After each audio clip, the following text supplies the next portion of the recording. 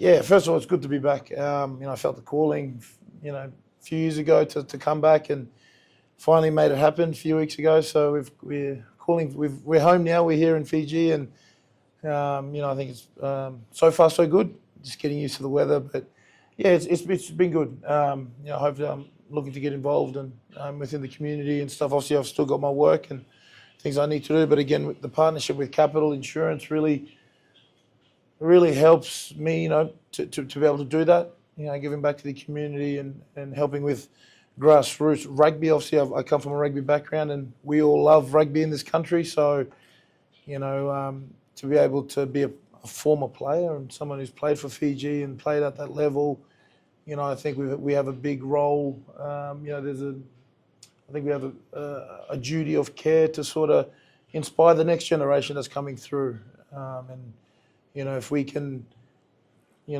steer one person or one kid to the right in the right direction, then I think we've done our job.